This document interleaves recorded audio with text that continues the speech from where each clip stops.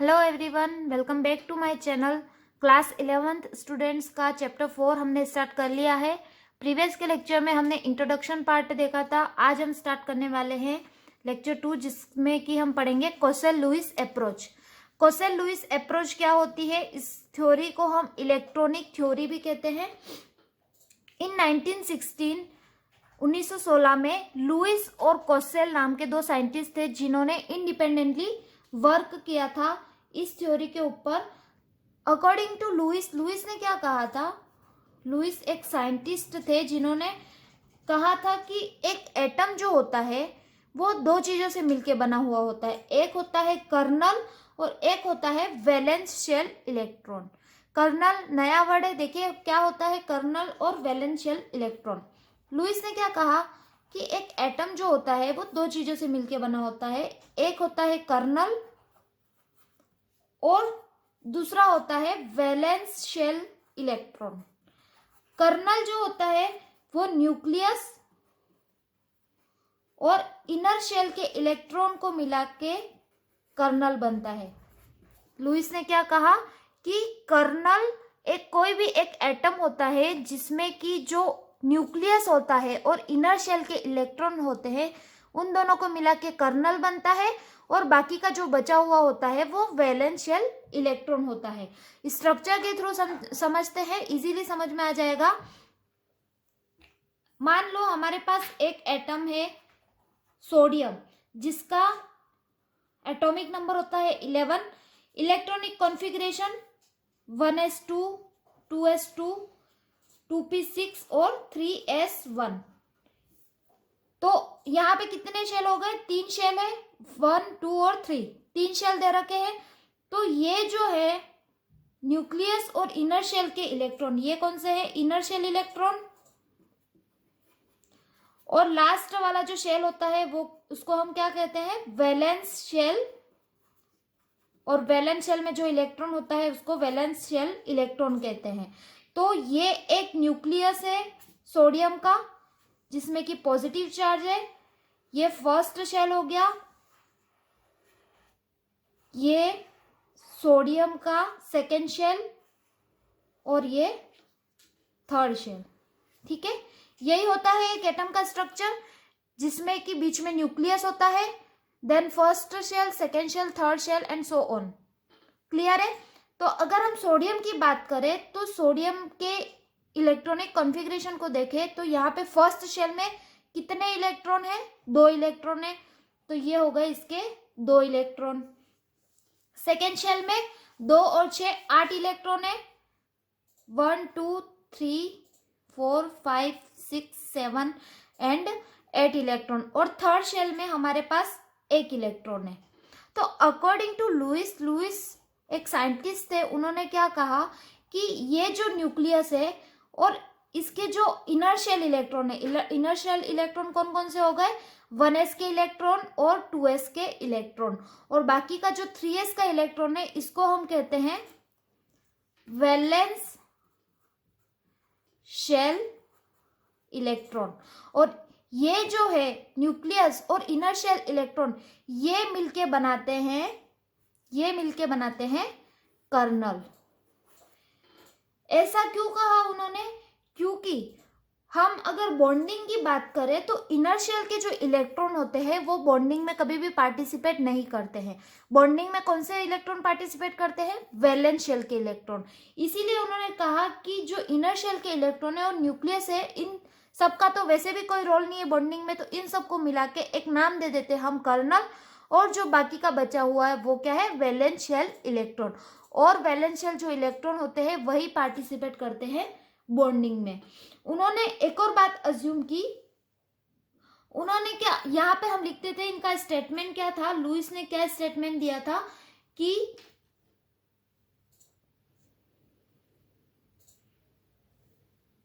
Atom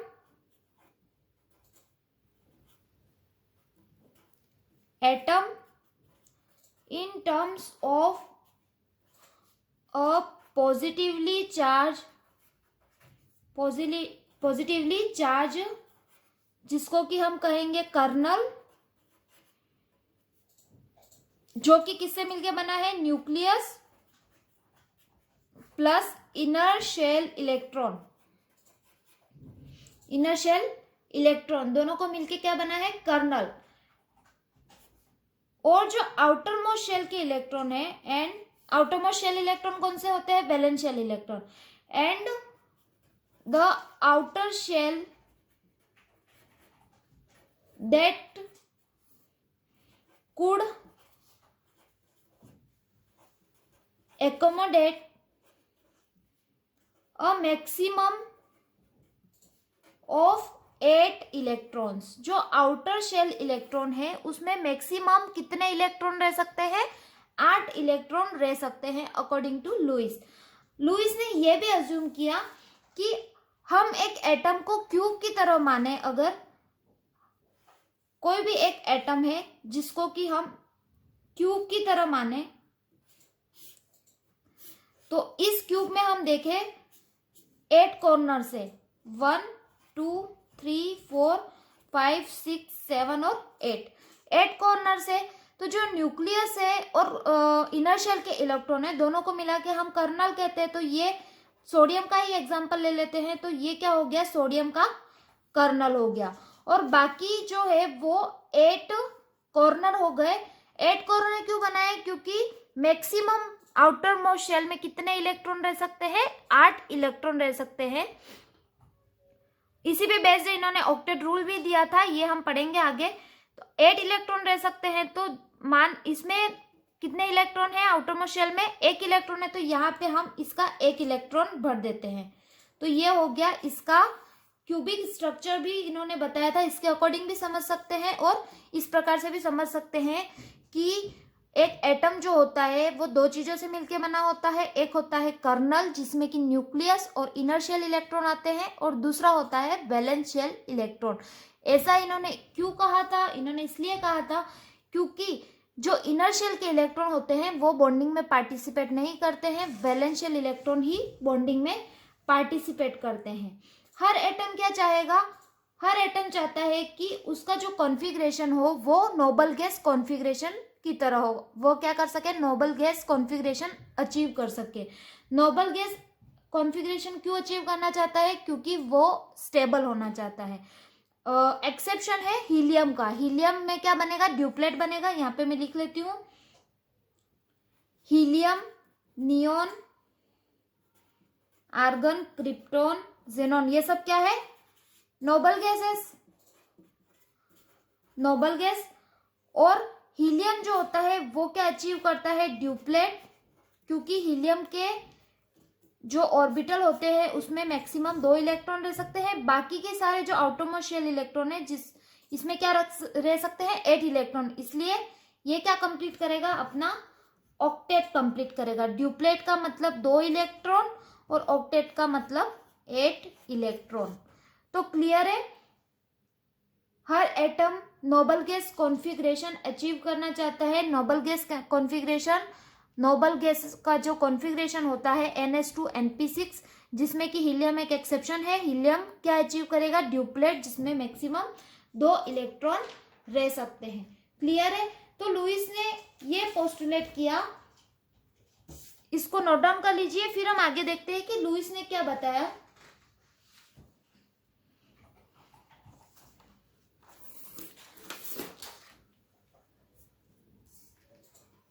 Lewis postulated that atoms achieve the stable octet when they are linked by chemical bonds। Atom क्या achieve करेंगे, stable octet achieve करेंगे, मतलब कि उनके outer most shell में maximum कितने electron रहेंगे, 8 इलेक्ट्रॉन रहेंगे केमिकल बॉन्ड बनाने के लिए। ठीक है, तो ये ऑक्टेट जो होता है वो हम किस प्रकार से मिल सकता है, ऑक्टेट हमको 3 प्रकार से मिल सकता है। एक होता है डोनेट इलेक्ट्रॉन, अगर वो एक एटम इलेक्ट्रॉन को डोनेट कर दे, या फिर जो इलेक्ट्रॉन का आउटरमोस्ट शेल इलेक्ट्रॉन है वो इलेक्ट्रॉन को क्या करे, एक्सेप्ट कर ले, इलेक्ट्रॉन को एक्सेप्ट कर ले, या फिर शेयरिंग ऑफ इलेक्ट्रॉन से। कैसे, एग्जाम्पल के थ्रू समझते हैं। मान लो सोडियम का electronic configuration 281 1s2 2s2 2p6 and 3s1। अगर ये एक इलेक्ट्रॉन डोनेट कर दे तो यहाँ पे सोडियम पे पॉजिटिव चार्ज आ जाएगा और इसका जो कॉन्फ़िगरेशन है वो स्टेबल हो जाएगा। ये इसका कॉन्फ़िगरेशन नियोन की तरह हो जाएगा जो कि एक नोबल गैस है, तो ये इसका जो कॉन्फ़िगरेशन है वो क्या हो जाएगा, स्टेबल हो जाएगा। प्लस एक इलेक्ट्रॉन इसने क्या कर लिया, डोनेट कर लिया, तो ये क्या हो गया, एक स्टेबल कॉन्फ़िगरेशन। वैसे ही हम क्लोरीन की बात करें तो क्लोरीन के आउटर मोस्ट शेल में कितने इलेक्ट्रॉन होते हैं, 2, 8 और 7 इलेक्ट्रॉन होते हैं। इसको एक इलेक्ट्रॉन की जरूरत है, ये एक इलेक्ट्रॉन एक्सेप्ट करेगा और इसका भी कॉन्फ़िगरेशन, ये एक इलेक्ट्रॉन एक्सेप्ट करके क्लोरीन नेगेटिव बना देगा और इसका जो कॉन्फ़िगरेशन है वो भी क्या हो जाएगा, नोबल गैस कॉन्फ़िगरेशन हो जाएगा। तो कहने का मतलब यही है, लुईस ने ये कहा था कि कोई भी एक एटम जो होता है वो अपने आउटर मोस्ट शेल जो है वो उसका ऑक्टेट कंप्लीट करना चाहता है, और ऑक्टेट क्या होता है, 8 इलेक्ट्रॉन, जिसके आउटर मोस्ट शेल में मैक्सिमम कितने इलेक्ट्रॉन रह सकते हैं, 8 इलेक्ट्रॉन। क्लियर है। लुईस ने कुछ सिंबल दिए थे अपने इस थ्योरी को बताने के लिए कि वैलेंस शेल इलेक्ट्रॉन जो है उसको हम डिनोट कैसे करेंगे। तो उसके लिए जो सिंबल दिया था उसको हम कहते हैं लुईस सिंबल या फिर Lewis dot structure. Lewis symbol या लुईस डॉट स्ट्रक्चर। जैसा कि मैंने बताया कि मॉलिक्यूल के फॉर्मेशन में ओनली आउटर शेल इलेक्ट्रॉन जो होते हैं वही पार्टिसिपेट करते हैं, वैलेंस शेल इलेक्ट्रॉन ही पार्टिसिपेट करते हैं, इनर शेल के इलेक्ट्रॉन पार्टिसिपेट नहीं करते हैं। जो आउटर मोस्ट शेल के इलेक्ट्रॉन होते हैं उनको हम क्या कहते हैं, वैलेंस इलेक्ट्रॉन। तो लुईस ने कुछ नोटेशन बताए इन वैलेंस इलेक्ट्रॉन को रिप्रेजेंट करने के लिए। तो हम यहाँ पे लिखेंगे कि लुईस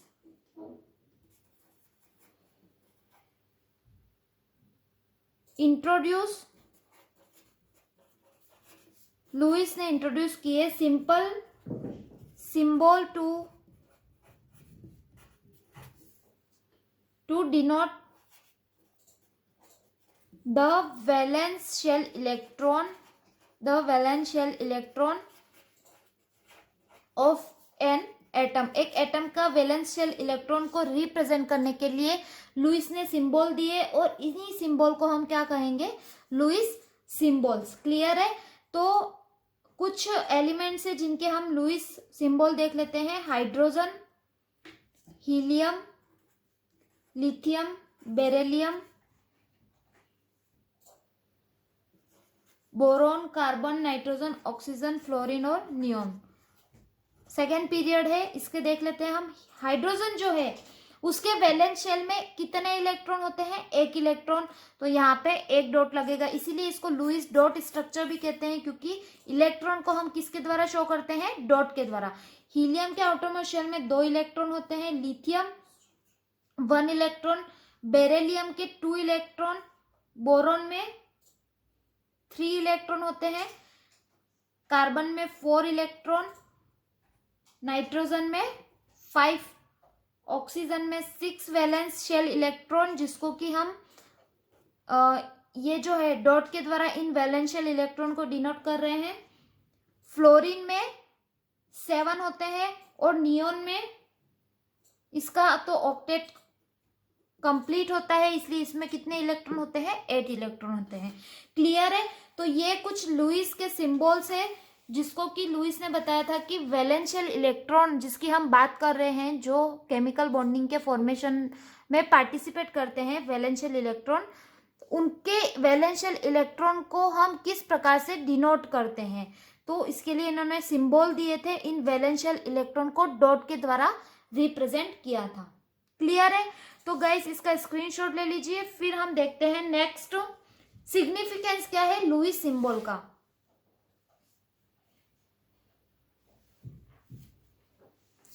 सिग्निफिकेंस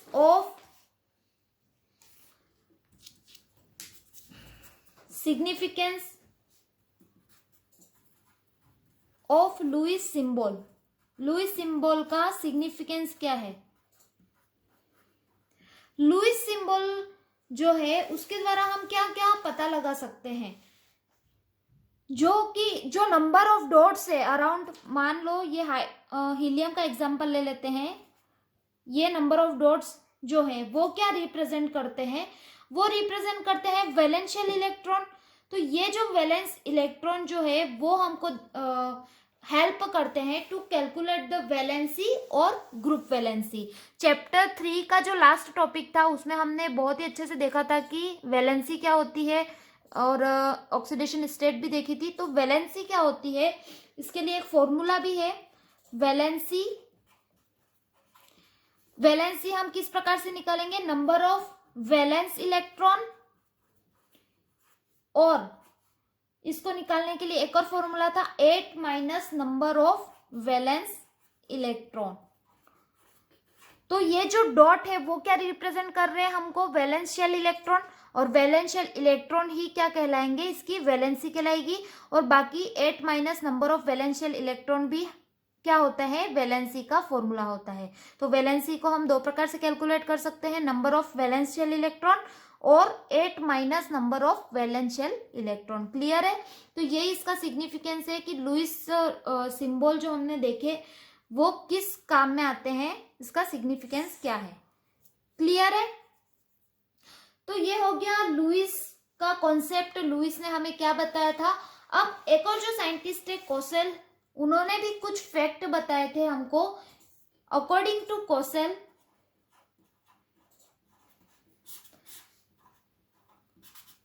कोसेल ने भी यही बात की थी ऑक्टेट रूल की, कि ऑक्टेट कोई भी एक एटम जो होता है वो स्टेबल कॉन्फ़िगरेशन अचीव करना चाहता है अपने आउटरमोस्ट शेल जो होता है उसमें 8 इलेक्ट्रॉन मैक्सिमम उसमें रह सकते हैं। कोसेल ने क्या कहा था कि नोबल गैस जो होती है उनका कॉन्फ़िगरेशन, नोबल गैस होती है इनका जो कॉन्फ़िगरेशन होता है वो स्टेबल कॉन्फ़िगरेशन कहा जाता है। अगर हम बात करें हैलोजन्स की, पीरियोडिक टेबल में नोबल गैस का जो कॉन्फ़िगरेशन होता है वो स्टेबल इलेक्ट्रॉनिक कॉन्फ़िगरेशन होता है। लेकिन जब हम बात करें हैलोजन्स की, हैलोजन्स कौन कौन से होते हैं सब लोगों को पता है। हैलोजन्स जो होते हैं वो हाईली इलेक्ट्रोनेगेटिव होते हैं।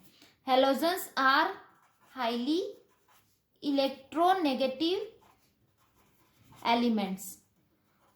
और अगर हम बात करें अल्कली मेटल्स की, जो कि highly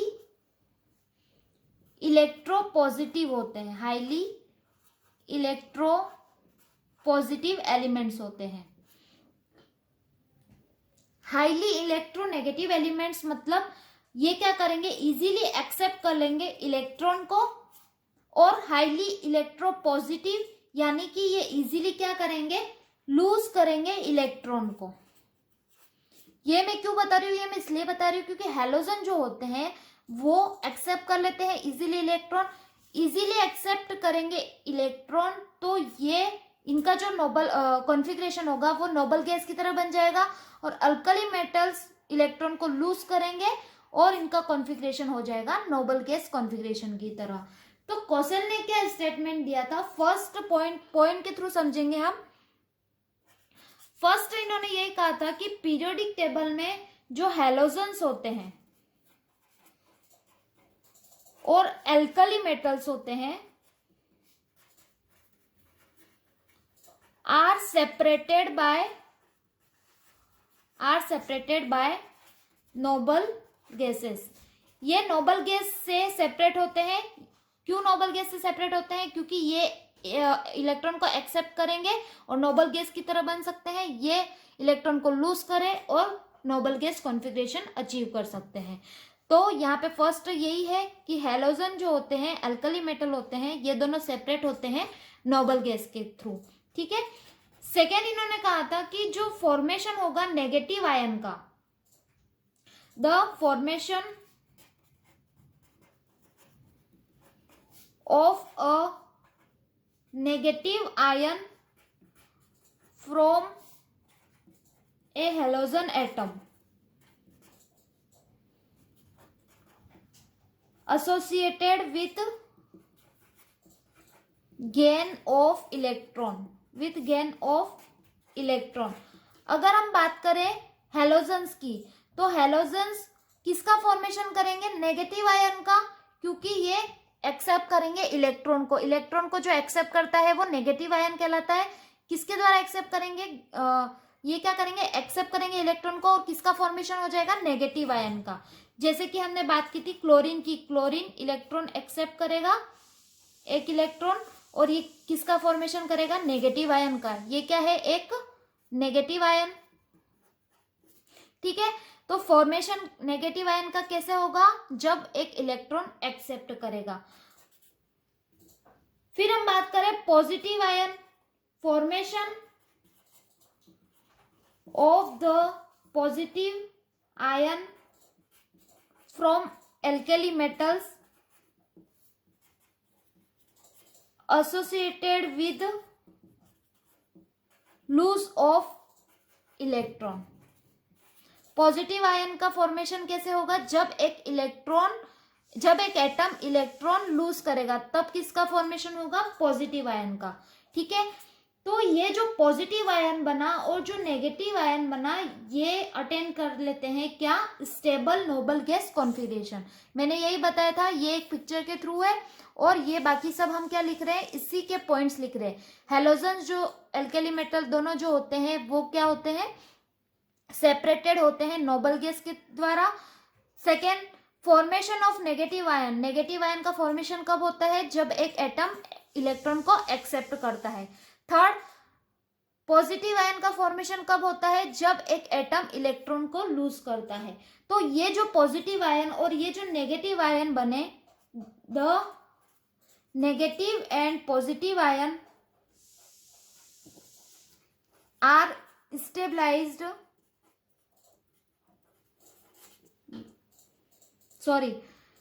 ions form to attain stable noble gas configuration। ये क्या अचीव करते हैं? नोबल गैस कॉन्फ़िगरेशन अचीव कर लेते हैं। और लास्ट पॉइंट है इसका कि जो नेगेटिव और पॉजिटिव आयन होते हैं, वो दोनों the negative and positive ion are stabilized by electrostatic attraction. ये इलेक्ट्रोस्टैटिक अट्रैक्शन के द्वारा स्टेबलाइज्ड होते हैं। फॉर एग्जाम्पल के थ्रू समझेंगे। मान लो हमारे पास एक सोडियम है, सोडियम का एक एटम है। ये क्या करेगा? इसका इलेक्ट्रॉनिक कॉन्फ़िगरेशन क्या होता है? Neon 3s1। इसको ऐसे भी लिख सकते हैं, या नियॉन का इलेक्ट्रॉनिक कॉन्फ़िगरेशन भी लिख सकते हैं। ये एक इलेक्ट्रॉन क्या करेगा? डोनेट करेगा, ऑब्वियसली डोनेट करेगा। ये डोनेट करेगा तो इसका electronic configuration noble gas configuration की तरह बन जाएगा। तो ये किसका फॉर्मेशन करेगा? पॉजिटिव आयन का। और एक इलेक्ट्रॉन क्या करेगा? लूज कर लेगा। पॉजिटिव आयन का फॉर्मेशन करेगा और एक इलेक्ट्रॉन को लूज कर लेगा। क्लियर है? क्लोरीन इलेक्ट्रॉन एक्सेप्ट करेगा, क्योंकि इसको एक इलेक्ट्रॉन की जरूरत है, और किसका फॉर्मेशन हो जाएगा? एनायन का फॉर्मेशन हो जाएगा। क्लियर है? तो मैंने क्या कहा था कि जो एल्कली मेटल्स होते हैं, वो क्या करते हैं? हाईली इलेक्ट्रोपॉजिटिव होते हैं। वो इलेक्ट्रॉन लूज कर देते हैं और किसका फॉर्मेशन करते हैं? पॉजिटिव आयन का। हेलोजन जो होते हैं वो हाईली इलेक्ट्रोनेगेटिव होते हैं। क्लोरीन क्या है? एक हेलोजन है। ये हाईली इलेक्ट्रोनेगेटिव होते हैं, जो कि इलेक्ट्रॉन को एक्सेप्ट करते हैं और फॉर्मेशन करते हैं एनायन का। क्लियर है? अब ये जो कैटायन है और ये जो एनायन है, Na+ और Cl-, दोनों मिलके, दोनों किससे जुड़े हुए होते हैं? इलेक्ट्रोस्टैटिक फोर्स ऑफ अट्रैक्शन से और किसका फॉर्मेशन करते हैं, NaCl का। तो इन दोनों के बीच में जिस बॉन्ड का फॉर्मेशन होता है उस बॉन्ड को हम कहते हैं आयोनिक बॉन्ड या फिर इलेक्ट्रोवैलेंट बॉन्ड। आयन से क्योंकि इस पे पॉजिटिव चार्ज है, इस पे नेगेटिव चार्ज है, दोनों को मिला के हम किसका फॉर्मेशन कर रहे हैं, NaCl का। तो ये जो बॉन्ड इन दोनों के बीच में बनता है उसी बॉन्ड को हम क्या कहेंगे, आयोनिक बॉन्ड या इलेक्ट्रोवैलेंट बॉन्ड। तो आयोनिक बॉन्ड का फॉर्मेशन कब होता है, ट्रांसफर ऑफ इलेक्ट्रॉन से। ट्रांसफर ऑफ इलेक्ट्रॉन यानी या तो एक इलेक्ट्रॉन डोनेट करे या इलेक्ट्रॉन एक्सेप्ट करे, और एक होता है शेयरिंग ऑफ इलेक्ट्रॉन जो जिससे कि कोवलेंट बॉन्ड का फॉर्मेशन होता है, जो कि हम आगे के नेक्स्ट लेक्चर में देखने वाले हैं। तो क्लियर है, यहां पे लिख लेते हैं definition. The bond form as a result of electrostatic attraction between the positive and the negative ion was termed as electrovalent या ionic bond। क्लियर है। तो यहाँ पे हमने देखा कि लुईस ने क्या बताया और कोसेल ने क्या बताया। दोनों ने एक ही बात कही थी कि जो एटम होते हैं वो अपने आउटर मोस्ट शेल में मैक्सिमम 8 इलेक्ट्रॉन रह सकते हैं और क्या अचीव कर लेंगे, स्टेबल कॉन्फ़िगरेशन या नोबल गैस कॉन्फ़िगरेशन। ठीक है, और इस पे बेस्ड इन्होंने एक रूल दिया था जो कि है ऑक्टेट रूल। ये क्या होता है ये भी देख लेते हैं। ऑक्टेट मतलब 8 इलेक्ट्रॉन, ऑक्टेट जिसका मीनिंग है 8 electron, 8 electron in their outermost shell. Kossel and Lewis ने इस रूल को दिया था। अकॉर्डिंग टू दिस ये रूल क्या है मैं लिख लेती हूँ फिर समझाती हूँ। According to this atoms can combine either by transfer of valential electron from one atom to another। और ट्रांसफर ऑफ इलेक्ट्रॉन कैसे होगा, या तो गेनिंग ऑफ इलेक्ट्रॉन से या फिर लूजिंग ऑफ इलेक्ट्रॉन से, और by sharing of valence electron in there in order to have an octet in their valence shell, clear है। तो ऑक्टेट रूल लुईस और कोसेल ने अपने कॉन्सेप्ट के थ्रू दिया था कि उन्होंने क्या कहा कि एटम जो होते हैं वो कंबाइन करते हैं, फॉर्मेशन करते हैं किसके थ्रू, या तो वो क्या करेंगे ट्रांसफर ऑफ वैलेंस इलेक्ट्रॉन का ट्रांसफर करेंगे। ट्रांसफर कैसे होता है, या तो एक इलेक्ट्रॉन एक्सेप्ट कर ले या इलेक्ट्रॉन लूज कर दे बाय गेनिंग और लूजिंग इलेक्ट्रॉन, या फिर शेयरिंग ऑफ वैलेंस इलेक्ट्रॉन, या फिर वैलेंस शेल की जो इलेक्ट्रॉन है उसकी शेयरिंग कर ले। उसके द्वारा हम या तो शेयरिंग या फिर ट्रांसफर, उसके थ्रू हम क्या कर सकते हैं, उनके वैलेंस शेल में, उनके जो आउटर मोस्ट शेल में हम ऑक्टेट को कंप्लीट कर सकते हैं। ऑक्टेट मतलब 8 इलेक्ट्रॉन को कंप्लीट कर सकते हैं। तो यही था लुईस कोसेल अप्रोच या फिर electronic theory of chemical bonding. Electronic theory क्यों कहा, क्योंकि ये थ्योरी पूरी इलेक्ट्रॉन पे बेस्ड थी। हमने लुईस डॉट स्ट्रक्चर भी देखा जिसको इलेक्ट्रॉन डॉट स्ट्रक्चर भी कहते हैं, लुईस सिंबल भी कहते हैं। क्लियर है क्या है कोसेल लुईस अप्रोच। तो आप लोग इसको स्क्रीनशॉट ले लीजिए।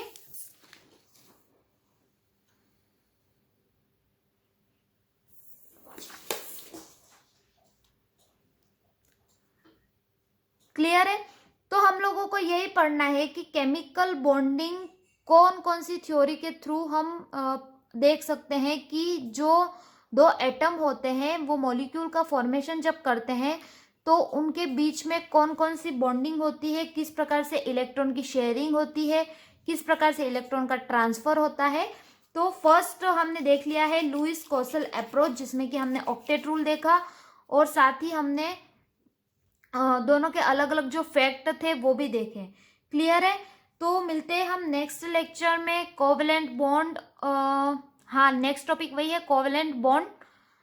तब तक के लिए bye bye students, have a nice day.